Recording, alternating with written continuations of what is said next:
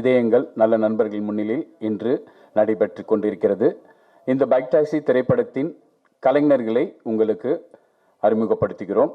திரைப்படத்தின் தயாரிப்பாளர் new normal film factory திரு இளஞ்செழியன் அவர்களை இந்த திரைப்படம் பற்றி ஒரு சில வார்த்தைகள் உங்கள் முன். மற்றும் பத்திரிகை நண்பர்கள் அனைவருக்கும் என் வணக்கம். கணபதி பாலமுருகன் இதுவரைக்கும் இயக்கிய 2 படங்களுமே அனைவருக்கான படம். அதில் ஒரு காட்சி கூட முகம் சுளிக்க வைக்காது. இன்னும் ஒரு படி மேலே சொல்லணும் அப்படின்னா, இந்த லைசன்ஸ் படம் பார்த்தீங்க அப்படின்னா, அது ஒரு பெண் பாதுகாப்பை, ஒரு பெண்மையை மையமாக வைத்து எடுத்த படம். கதையை பொறுத்த வரைக்கும் அது ஒரு மிக சிறந்த கதை. ஒரு சமூக அக்கறையோடு எடுத்த படம் லைசன்ஸ்.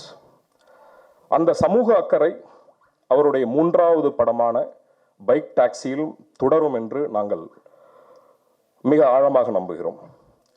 நியூ நார்மல் ஃபிலிம் ஃபேக்டரியை பொறுத்தவரை எத்தனை படங்கள் நாங்கள் தயாரித்தோம் என்பதை விட எத்தகைய படத்தை நாங்கள் தயாரித்தோம் என்பதுதான் மிக முக்கியமாக நாங்கள் பார்க்கின்றோம். பைக் டாக்ஸி ஹீரோ இல்லாத சப்ஜெக்டான்னு கேட்டிங்கன்னா இல்லை. பைக் டாக்ஸியில் ஒரு மிகப்பெரிய ஹீரோவை நாங்கள் இன்ட்ரடியூஸ் பண்ணுறோம். அவங்க பேர் நக்ஷா. ஹீரோ ஹீரோயின் எல்லாமே அவங்க தான். ஒரு ஜெண்டர் ஸ்டீரியோ டைப்பை உடைத்து ஆண்கள் மட்டுமே வேலை செய்யக்கூடிய சில துறைகளில் அந்த ஜெண்டர் ஸ்டீரியோ டைப்பை உடைத்து பெண்களும் இந்த வேலையை பார்க்க முடியும் என்பதை ஒரு திரைப்படம் வாயிலாக மிக அழகாக சொல்ல வருகிறார் நக்ஷா. நக்ஷா ஒரு நல்ல பர்ஃபார்மர். இந்த படம் முடிஞ்ச உடனே நக்ஷாவை ஒரு மிகப்பெரிய ஒரு லீடு ஹீரோயினா, தமிழ்நாட்டில் ஒரு மிக சிறந்த ஹீரோயினா நீங்கள் பார்ப்பீங்க அப்படின்றதுல நாங்கள் ரொம்ப தெளிவாக நம்புகிறோம். எங்களுடைய கேஸ்ட் அண்ட் க்ரூ ரொம்ப நம்புகிறோம். அதை நீங்கள் திரைப்படம் வந்த பிறகு நக்ஷாவுடைய பெர்ஃபார்மன்ஸ் நீங்களே பார்ப்பீங்க. பைக் டாக்ஸியை பொறுத்தவரை கதை சுருக்கம் என்ன அப்படின்னா, ஆண்கள் மட்டுமே வேலை செய்யக்கூடிய அந்த ஒரு வேலையை ஒரு பெண் முதல் முறையாக ஒரு பைக் டாக்ஸி டிரைவராக செல்கிறார். அவர்களை சுற்றி இருக்கும் அந்த பெண்மையை மையமாக கருத்தில் கொண்டு எடுக்கக்கூடிய படம். அவர் அந்த துறையில் அந்த வாழ்க்கையில் சந்திக்கக்கூடிய பல மனிதர்களுடைய கதை சம்பவம் தான் இந்த பைக் டாக்ஸி. இதுவும் ஒரு நெகிழ்ச்சியான கதையாக இருக்கும் என்பதை நாங்கள் மிக தெளிவாக நம்புகிறோம். ஒரு சமூக அக்கறையோடு மட்டுமே கணபதி பாலமுருகன் படம் எடுப்பார் என்பதை தனிநபராக நான் மிக முக்கியமாக நம்புகிறேன். இந்த திரைப்படம் வெற்றி பெற உங்களுடைய அனைவரின் வாழ்த்துக்களும் எங்களுக்கு ஆசீர்வாதங்களும் தேவை. நன்றி, வணக்கம். எல்லாருக்கும் வணக்கம். கணபதி பாலமுருகன் இயக்கத்தில் நான் ஒளிப்பதிவு பண்ணுறேன். இந்த படத்தோட கதை ஃபுல்லாக ஒரு பைக் டாக்ஸி பற்றின கதை. ஸோ ஒளிப்பதிவும் சரி எல்லாமே டிஸ்கஸ் பண்ணியிருக்கோம். நிறைய எக்ஸ்டீரியர் ஷாட்ஸ் இருக்குது. என்னோட பெஸ்ட் ஒர்க் இந்த படத்தில் கண்டிப்பாக இருக்கும். நன்றி. எல்லோருக்கும் வணக்கம். முதல்ல ரஹனா மேம்க்கு வணக்கம். ரொம்ப வருஷத்துக்கு அப்புறம் மேமை நேரில் பார்க்குறேன். கதை கேட்கணும்னு இல்லை, ஏன்னா பாலானா எப்படி எடுப்பாங்கன்னு தெரியும். அந்த படத்தில் ஒரு பயணத்தை பற்றி படம் இல்லையா, அதனால் அவரோட பயணமும் நான் பார்த்துருக்கேன் வாழ்க்கையில். அதனால் நல்லாவே சிறப்பாக இருக்கும். அவர் எந்த மாதிரியான சூழல் தந்தாலும் சிறப்பாக எழுதிடுவோம் அப்படிங்கிறது தான் தமிழ் துணையாக இருக்குது. ப்ளஸ் ப்ரொடியூசர் சார் சொன்ன போல் பெண்கள் சில துறைகளுக்குள்ளே வரவே முடியாது அப்படின்ற மாதிரியான ஒரு ஆண் மையம் இருக்கு இல்லையா, அதை உடைக்கக்கூடிய நிறைய துறைகள் இன்றைக்கி வந்துடுச்சு. நிறைய பேர் உள்ளே வந்துட்டோம். இந்த படம் அதற்கான ஒரு முன்னோட்டமாக திரைத்துறையில் இருக்கும் அப்படிங்கிறது நல்லாவே தெரியுது. அவங்க நடிக்கிறவங்களுக்கு முதற்கண் வாழ்த்துக்கள். ஆமாம், சிறப்பாக வரட்டும். எல்லாருக்குமே மகிழ்ச்சி. அண்ணனோட அவரோட முதல் படத்தில் எழுதியிருந்தேன். 2வது படம் கொஞ்சம் எழுத முடியல. இப்போ இந்த படத்தில் மீண்டும் இணைஞ்சிருக்கோம். ரஹனா மேடத்தோடையும் அப்படி தான். மேடமோட ஒரு படம் ஒர்க் பண்ணியிருந்தேன், நிலம் நீர் காற்றுன்னு ஒரு படம். அந்த படமும் ஒரு சமூக பிரச்சனை பேசின படம் தான். இதுவுமே சமூகத்தில் இருக்கக்கூடிய ஒரு மைய விஷயத்தை அலசக்கூடிய திரைப்படமாக இருக்குது. உலக அளவில் உலக திரைப்படங்களில் நிறைய படங்கள் இந்த பயணத்தை குறித்து நிறைய ஆழமான பயணத்தின் வழியாக நிறைய தத்துவங்களை பேசிய படங்கள் உண்டு. ஈரானிய படங்களில் நிறைய படங்கள் நீங்கள் பார்க்கலாம். அதில் பெரும்பாலும் எல்லா படங்களுமே ஒரு பயணம் சார்ந்த திரைப்படமாக இருக்கும். அப்பாஸோட திரைப்படங்கள் குறிப்பாக சொல்லணுன்னா அப்பாஸ் கைராசாமியோட படம், அதில் டாக்ஸி வச்சு ஒரு படம் பண்ணியிருப்பார் அவர். ஒரு டாக்ஸி டிரைவர், அவங்க சந்திக்கிற பேசஞ்சர்ஸ், அவங்களுக்கு இடையில் இருக்கக்கூடிய ஊடாடல்கள், அதன் வழியாக ஒரு வாழ்க்கையின் தத்துவத்தை மிக சிறப்பாக சொல்லக்கூடிய படமாக அவருடைய படங்கள் இருக்கும். எனக்கு தெரிஞ்சு இந்த படமும் ஒரு பெண்ணை மையமாக வைத்துக்கொண்டு வாழ்க்கையின் அடிநாதமாக இருக்கக்கூடிய அந்த கேள்விக்குறியான தத்துவம் என்ன அப்படிங்கிறது அந்த படம் அலசும் அப்படின்னு நான் நினைக்கிறேன். நண்பர் ரமணி காந்தன் இந்த படத்தில் எழுதியிருக்கார், இன்னொரு பாடலாசிரியர் அவர். 2 பேரும் இணைஞ்சு பயணிக்கிறோம் இந்த படத்தில். ரொம்ப நன்றி. அவ்வளோதான் சொல்ல வருது இப்போதைக்கு. இந்த படத்தை வந்ததுக்கு பிறகு நிறைய பேசலாம்னு நினைக்கிறோம். ரொம்ப நன்றி அத்தனை பேருக்குமே, தயாரிப்பாளருக்கும் மிக நன்றி, வாழ்த்துக்கள். அனைவருக்கும் வணக்கம். ஊடக தோழர்கள் அனைவருக்கும் வணக்கம். பேருழைப்புனா எங்களுடைய இயக்குனர் கணபதி பாலமுருகன் தான் பார்க்கணும். லைசன்ஸில் எனக்கு அறிமுகம் கொடுத்து ஒரு பாடலாசிரியராக கொண்டு வந்து அதுக்கு முதல்ல நன்றி தெரிவிச்சுக்கிறேன். இந்த படம், அதாவது எங்களுடைய இயக்குனர் வந்து பெண்ணியம் போற்றும் படங்களை தொடர்ச்சியாக கொடுக்குறாருன்றது இந்த படமும் அதுக்கு ஒரு உதாரணம். இசையமைப்பாளர் ரெஹானா மேடத்தோட முதல் நாங்கள் இணைகிறோம். என்னுடைய முன்னத்தியர் கார்த்திக் நேத்தா, அவர் என்னை கைப்பிடிச்சு அழைச்சிட்டு போகிறாரு. இந்த படத்தில் அவரோட இணைஞ்சி பாடல் எழுத வாய்ப்பு கொடுத்த இயக்குனருக்கு மீண்டும் நன்றி தெரிவித்து, இதில் பங்கேற்க அனைத்து கலைஞர்களுக்கும் நன்றி தெரிவிச்சுக்கிறேன். எங்களை ஒரு சிறந்த வெற்றி படத்தை பைக் டாக்ஸியை நாங்கள் கொடுப்போம் நம்புகிறோம். இதை தயாரிக்கிற எங்களுடைய தயாரிப்பாளருக்கும் நன்றி தெரிவிச்சுக்கிறேன். நன்றி, வணக்கம். இந்த எல்லாருக்கும் வணக்கம். பைக் டாக்ஸி மூவியில் என்ட்ரி ஆகிருக்கிறேன். இந்த டைரக்டர் சாரும், cameraman sir and producer sir, ma'am ரேனா ma'am கூட நான் ஒர்க் பண்ணியிருக்கிறேன். அண்ட் இதை வந்து ரொம்ப பெஸ்ட்டாக பண்ணணுன்னு ஆசைப்பட்றேன். Thank you for every one. Thank you so much. இங்கே வந்திருக்கிற அனைவருக்கும் நன்றி. ப்ரொடியூசர்ஸா, டைரக்டர்ஸா எனக்கு 2வது வாய்ப்பு கொடுத்ததுக்காக ரொம்ப நன்றி. And Rihana ma'am, thank you so much. இந்த படம் நல்லபடியாக அமையறதுக்கு வாழ்த்துக்கள். அண்ட் நாங்கள் இதுக்கு ஃபினிஷ் பண்ணிவிட்டு பேசுகிறோம். Bike taxi. Thank you. Good morning. வந்திருக்க பத்திரிகை துறை நண்பர்கள் அனைவருக்கும் என்னுடைய மனமார்ந்த நன்றியை தெரிவித்துக் கொள்கிறேன். அப்புறம் ப்ரொடியூசர் சார், ரெஹானா மேம், எங்கள் டைரக்டர் வந்து ஒரு 25 வருஷம் ஃப்ரெண்டு எனக்கு. முதல்ல நான் அவருக்கு நன்றி சொல்லிக்கிறேன், எனக்கு இந்த வாய்ப்பு கொடுத்தது. 2வதாக நான் கடவுளுக்கு மிகவும் நன்றி சொல்லிக்கிறேன். ஏன்னா 18 வருட போராட்டம், அதை வந்து எனக்கு இந்த முதல் மேடை இது. எனக்கு இந்த வாய்ப்பளித்த என்னை இயக்குனருக்கு நான் மிகுந்த பாராட்டு தெரிவிச்சுக்கிறேன். அப்புறம் இந்த இடத்துக்கு கொண்டு வந்து எனக்கு மனைவிக்கு நான் மிகவும் நான் நன்றியை தெரிவிச்சுக்கிறேன். ஏன்னா என்னோட 18 வருட போராட்டத்துக்கு அவங்க தான் ஒரு சப்போர்ட்டிவாக இருந்தாங்க. அவங்களுக்கு நான் ரொம்ப தேங்க்ஸ் சொல்லிக்கிறேன். இந்த படம் மிக சிறந்த வெற்றி படமாக அமையணும்னு நான் கண்டிப்பாக போராடுவோம். இது கண்டிப்பாக ஜெயிப்போம். எல்லாருக்கும் நான் தேங்க்ஸ் சொல்லிக்கிறேன். நன்றி, வணக்கம். எல்லாருக்கும் வணக்கம். பரவாயில்ல, அண்ணன் வந்து அந்த காம்பேர் வேலையும் சேர்த்து செஞ்சு பட்ஜெட்டை மிச்சப்படுத்திட்டாரு. ரொம்ப மகிழ்ச்சி. எனக்கு வந்து இது ரொம்ப ஃபஸ்ட் டைம், ஒரு ஃபஸ்ட் எக்ஸ்பீரியன்ஸ். இன்னும் அட்வான்ஸ் கூட வாங்கலை, ஆனால் இப்போதைக்கு வந்துட்டேன். ஏன்னா நேற்று நைட்டு தான் அண்ணன் சொன்னார். அதுக்கு முன்னாடி கதை சொல்லிட்டாரு. ரொம்ப ரொம்ப இன்ட்ரெஸ்டிங்கான கதை. சமீபத்தில் நான் கேட்டதில் ரொம்ப சுவாரஸ்யமாக இருந்துச்சு. என்டர்டெயின்மெண்ட்டாகவும் சரி, அது என்கேஜாகவும், அது பேசுகிற விஷயமும் சூப்பராக இருந்தது. அந்த எல்லாத்துக்குள்ளேயும் அவரோட பார்வையில் ஒரு அறம் இருக்குது இந்த கதையில். அது எனக்கு ரொம்ப பிடிச்சிருந்துச்சி. என்னோடய கேரக்டர் ரொம்ப இன்ட்ரெஸ்டிங்காக, ரொம்ப பெக்குலியராகவும் இருந்தது. அதனால் இந்த படம் நிச்சயமாக பண்ணுறது. நல்ல டீமாகவும் இருக்குது. கார்த்திக் அவர் வந்து உங்களுக்கு தெரிஞ்சிருக்கும் நினைக்கிறேன். விவேக் பிரஸ்னா அவரோட சகோதரர். அவர் தெரியாதவங்க இதன் மூலமாக தெரிஞ்சுக்க. அப்புறம் வந்து அவரோட ரைட்டிங்கில் நான் இன்னொரு படம் பண்ணியிருந்தேன், அது சும்மா ஒரு இதில் சொல்லிக்கிறேன். அது படம் சீக்கிரம் வரப்போகுது. பயங்கரமாக இருந்துச்சு எனக்கு எக்ஸ்பீரியன்ஸாக. சூப்பராக இருக்கும் அந்த படம். தான் ரொம்ப இன்ட்ரெஸ்டிங்கான படம்.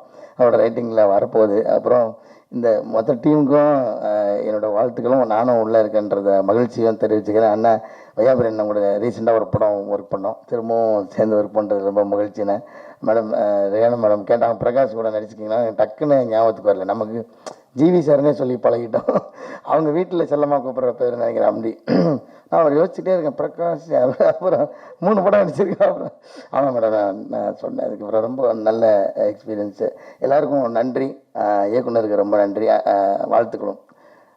கார்த்தி வந்து வரும்போது என்ன சொன்னேன், ஆனால் ஒரு பாட்டு பாடி விடுங்க, அப்போ தான் வந்து ரொம்ப வைரல் ஆகும் அப்படிலாம் சொல்லி. எனக்கு பாட்டுலாம் பாட தெரியாது கார்த்தி, பேசுகிறதே எனக்கு கூச்சமாக இருக்கும். ரொம்ப நன்றி, தேங்க்யூ.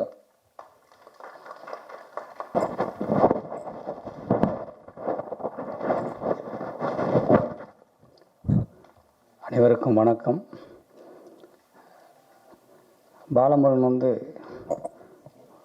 சினிமாவை எப்படி நேசித்து ஒவ்வொரு காட்சியையும் அவருக்கே ஒரு 4 வாட்டி 5 வாட்டி தனித்தனியாக எழுதி பார்த்து அதை மேட்ச் பண்ணி கொண்டு போவார். அதில் ஒரு சமூக சிந்தனையும் கண்டிப்பாக இருக்கும்.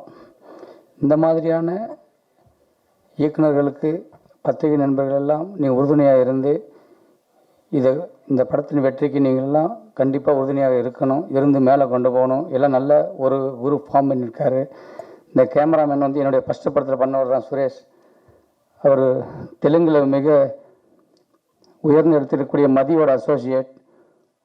ஒவ்வொரு காட்சியையும் நீ எத்தனை வாட்டி எடுத்தாலும் சரி, க்ளோஸு மிட்டு வைடு நீங்கள் லாங் ஷாட் இப்போ எப்படி எடுத்தாலும் சலிக்காமல் செய்து கொடுக்கக்கூடிய ஒரு நல்ல கடின உழைப்பாளி.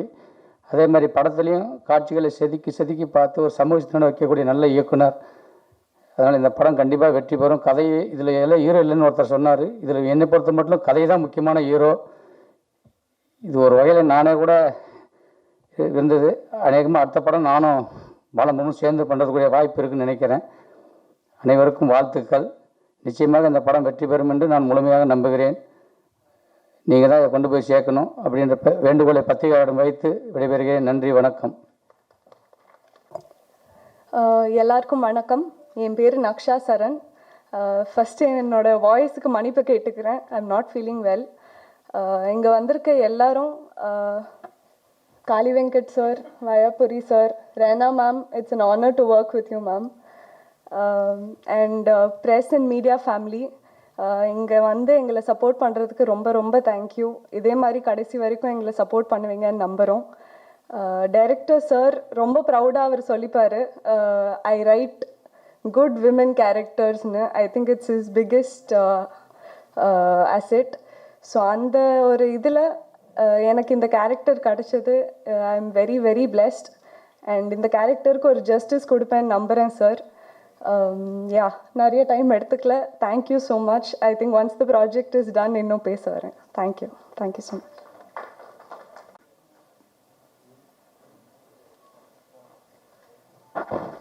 எல்லாருக்கும் வணக்கம். சார் வந்து பெண்மையை போற்றும் கதாபாத்திரங்கள் பண்ணுறேன்னு சொன்னார். ஆனால் உண்மையிலே பெண்மையை போற்றவர் தான். ஏன்னா அவர் வந்து பேசும்போது எங்ககிட்ட சொன்னது என்னென்னா, ஏன் விமன் நிறைய இடங்களில் வளராமல் இருக்காங்க, இன்னும் நிறைய வளரணும், நிறைய விமன் இந்த இண்டஸ்ட்ரிக்கு வரணும் அப்படின்னு பேசும்போது எனக்கு ரொம்ப பிடிச்சிருந்தது. நம்மளை மதிக்கிறவர் மட்டும் இல்லை, நம்மளை இன்னும் உயர்த்தணும்னு நினைக்கிறவர் அப்படின்னு அந்த ஒரு எண்ணம் வந்து எனக்கு ரொம்ப பிடிச்சிருந்தது. நெக்ஸ்ட் அவர் சொன்ன கதை வந்து I was so impressed with that story. It was so good. அது இது வரைக்கும் நான் கேட்ட கதைகளில் சூப்பராக இருந்தது. Lakshya is very lucky to get this role. Really I'm telling you. அவங்க ஒரு நதியா மாதிரி, சுஹாசினி மாதிரி டெஃபினட்டாக வருவாங்கன்னு நினைக்கிறேன். அந்த மாதிரி ஒரு பொட்டென்ஷியல் உள்ள படம். அவங்க தான் இல்லை ஹீரோ ஹீரோயின் எல்லாமே. So it's an amazing story which I have 100% confidence. The almighty should make it a big success. Thank you so much.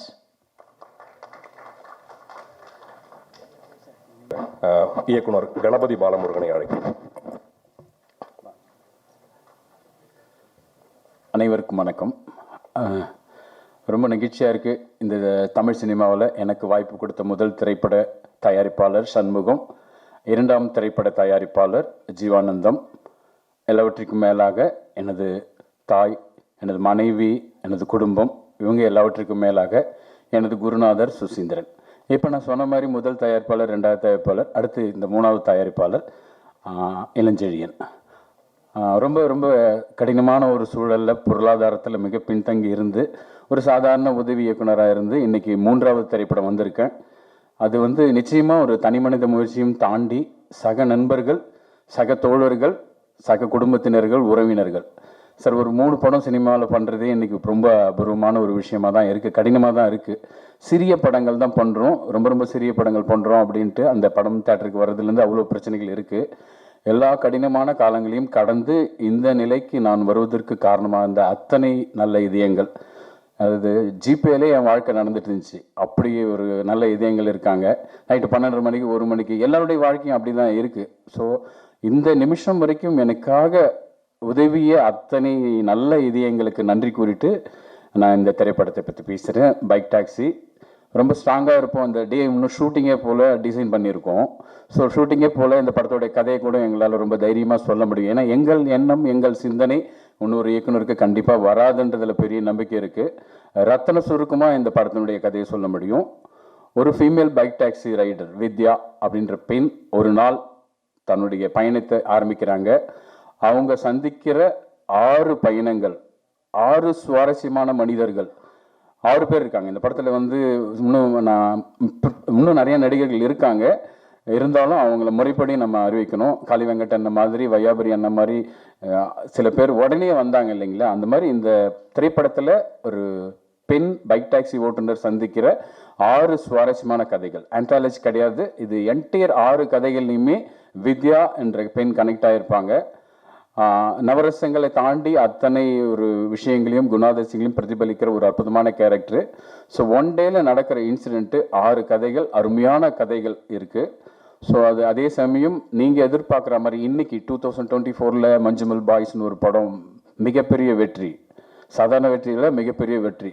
எல்லா இயக்குநர்களுமே அப்படி ஒரு பெரிய வெற்றிக்காக தான் சார் எழுதுகிறாங்க, திரைக்கதை அமைக்கிறாங்க.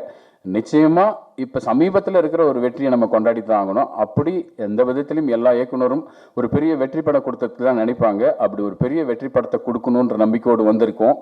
ஸோ படத்தோடைய முதல் நாள் பூஜை ஷூட்டிங்கு நாளைக்கு, அதுக்கப்புறம் தான் பிளான் பண்ணுறோம். இந்த படத்தோட கதையை நான் உங்களுக்கே சொல்லியிருக்கேன். ஸோ நம்பிக்கை இருக்குது. மிக மிக மிக நேர்மையாக எழுதப்பட்ட கதை பார்வையாளர்களை சுவாரஸ்யப்படுத்தும் என்பதில் எங்களுக்கு எந்த விதமான டவுட் எல்லாம் கிடையாது. ஸோ இந்த வாய்ப்பிற்கு எனக்கு உதவிய அத்தனை இதயங்கள், யாராவது பேர் சொல்ல மறந்துட்டாலும் பரவாயில்ல, அதுக்கு தான் சொன்னேன், அத்தனை நல்ல இதயங்களுக்கும் நன்றி கூறுகிறேன். இந்த திரைப்படத்தின் மூலமாக நிச்சயமாக ஒரு தேர்ந்த மிக சிறந்த இயக்குனராக என்னுடைய பயணம் இருக்கும். அதுக்கு என்னுடைய அத்தனை உறவுகளுக்கும், திரையுலக சொந்தங்களுக்கும், திரையுலக நண்பர்களுக்கும், உறவுகளுக்கும், நண்பர்களுக்கும் நன்றி. நிச்சயமாக அதாவது என்ன உரை எல்லாமே நன்றி உரையாக தான் இருக்கும் பார்த்தீங்கன்னா. ஸோ நன்றி அப்படின்றத தாண்டி அன்பை விதைக்கிறோம். பேரன்பு பெருத்தோங்கட்டும். மிக்க நன்றி.